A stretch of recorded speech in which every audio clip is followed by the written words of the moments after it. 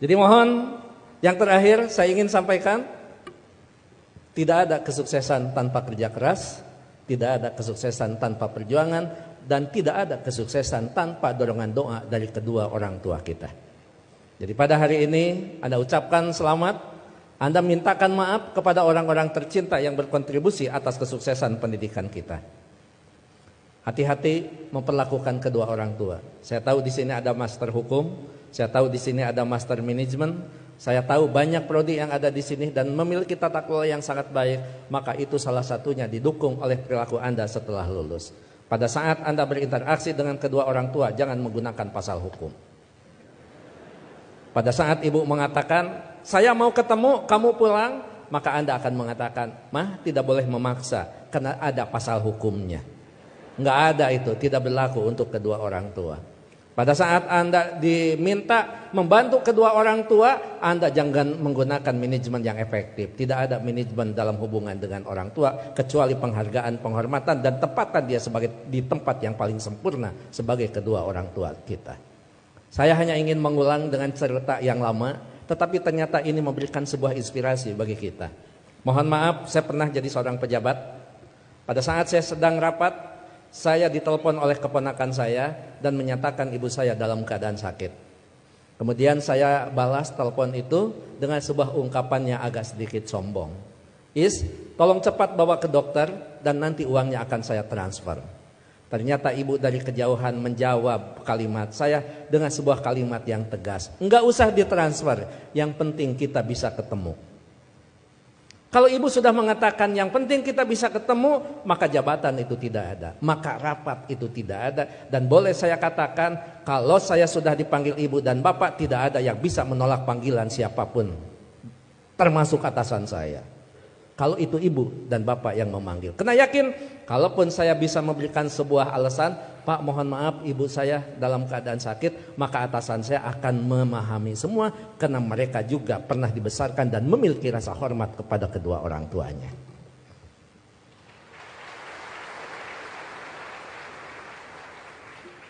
Pukul 8:30 malam saya pulang, dan saya sama seperti Anda, mungkin saya lebih kampung daripada Anda yang hari ini di wisuda.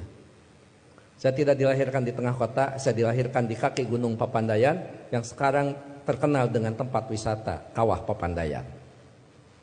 3 jam saya sampai di rumah, 11:30 saya sampai di rumah. Ternyata ibu dalam keadaan segar bugar, tetapi saya tidak menunjukkan perasaan suudon kepada ibu. Kenapa? Ternyata di situ ada hikmah. Bagi seorang ibu dan bapak dalam keadaan sakit, kemudian dia menunggu anaknya terkasih dan tersayang, maka pada saat dia bertemu, maka kehadirannya lebih mujarab daripada obat yang diberikan oleh seorang dokter. Catat itu. Ibu tidak hanya menunjukkan segar dan bugar, tapi ibu juga tetap memperhatikan kesukaan makanan anaknya. Saya dimasakkan sayur kacang merah, saya digorengkan asin peda, saya dibuatkan sambal terasi, dan saya juga dibakarkan pete. 11:30 malam, coba bayangkan ada sayur kacang merah, nasi putih, bakar pete, dan belum peda ditambah sambal terasi. Boleh dibayangkan setelah wisuda. 11:30 malam saya disuguhi makanan itu, maka tidak ada kalimat yang bisa diucapkan kepada ibu selain mengucapkan terima kasih. Padahal saya tidak biasa makan malam, kecuali makan nasi di waktu malam.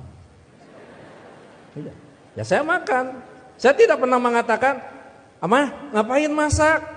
Kan kata dokter paling tidak 3 jam sebelum tidur kita boleh makan.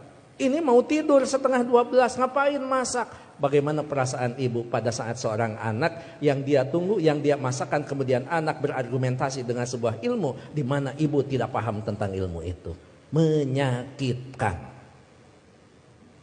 Iya, saya makan dan saya berdoa mudah-mudahan ini jadi obat. Begitu saya lirik dari sudut mata saya, ibu kelihatan bahagia. Kenapa? Makanan yang dia pasak itu betul-betul dimakan oleh anaknya.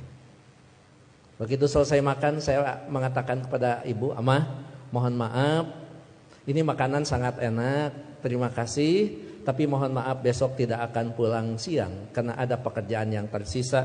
Kemungkinan saya pulang sebelum sholat subuh." Ibu dengan bijak mengatakan, enggak apa-apa.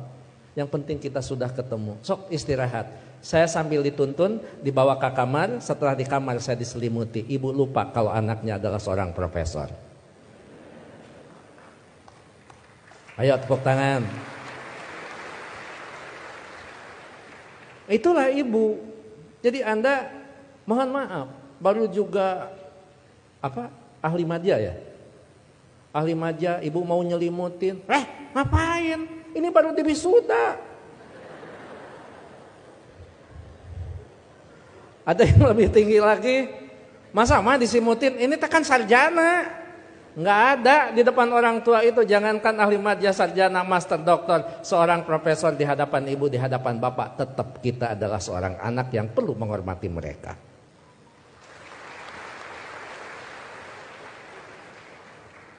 Yang paling indah dan paling membuat saya terharu, pada pukul 3 saya bangun, ternyata ibu sudah berdiri di samping saya sambil menepuk bahu saya. Cepat kamu bangun, jangan lupakan sholat sepertiga malam terakhir. Kenapa? Kamu bisa mendapatkan yang semua ini bukan karena kepintaran kamu, jangan-jangan bukan karena kecerdasan kamu, mungkin keberuntungan doa kita dikabulkan oleh Allah Subhanahu wa Ta'ala. Jadi ibu masih khawatir tentang anaknya. Ibu khawatir anaknya merasa pintar sehingga pintar menjadi sebuah kesombongan. Ibu masih khawatir anaknya cerdas, cerdas menjadi sebuah kesombongan. Bahkan melupakan siapa yang menentukan takdir segalanya pada kehidupan kita. Itu pada profesor itu. Jadi tolong ibu bapak, sebagai orang tua, anak kita hari ini di wisuda, tetap mereka adalah anak kita yang perlu kita luruskan pada saat mereka terlempar dari jalan yang memang ditentukan. Perlu diberikan peringatan, tapi tentu sekarang ini ada kaidah-kaidah yang beda dengan zaman dulu. Seorang siapa Pak Rektor, sahabat itu, Ali, mengatakan, didiklah anak-anakmu bukan dengan zamanmu, karena mereka tidak mungkin mengalami zaman yang seperti kita alami. Jadi memang cara sudah berbeda, cara kita memperlakukan anak-anak kita. Tapi sejatinya tetap kewajiban kita adalah bagaimana mendidik anak-anak kita, bukan masalah kedewasaan. Tapi masalahnya sampai nyawa berpisah dengan badan, itu tetap menjadi kewajiban kita sebagai kedua orang tua. Begitu saya sudah selesai sholat, kemudian di situ saya bisa mendapatkan sebuah hikmah. Memang orang tua kita adalah punya kecerdasan yang luar biasa. Padahal ibu saya bukan profesor, ibu saya tidak lulus SMA, ibu saya juga tidak lulus SD. Beliau hanya lulusan sekolah raya. Tapi apa? Dalam sebuah komunikasi waktu itu saya katakan, "Ama, sekarang saya pergi, mohon pamit." Ibu masih bertanya, "Kamu nanti sholat di mana?" Saya jawab, "Nanti sholat di jalan." Ibu langsung mengkritisi kalimat saya, "Jangan suka sholat di jalan, ketabrak mobil." Itu kata ibu itu. Terus saya mikir, emang juga, emang benar masa sholat di jalan? Saya katakan, enggak, maksudnya sholat di masjid di jalan. Masih salah kalimat itu di hadapan ibu. Enggak ada masjid di jalan, paling dekat di pinggir jalan. Saya bilang, iya, nanti akan di masjid, sholat di masjid di perjalanan. Baru saya lulus dari ujian seorang ibu. Nah, lamun eta benar profesor. Dan yang terakhir, saya mohon maaf tadi malam tidak transfer karena Amah mengatakan tidak boleh transfer, tidak usah transfer, sehingga saya tidak transfer. Disitulah kecerdasan ibu luar biasa. Iya, nggak apa-apa. Ngapain harus transfer ke seorang ibu? Mana? Ibu lebih cerdas daripada seorang profesor.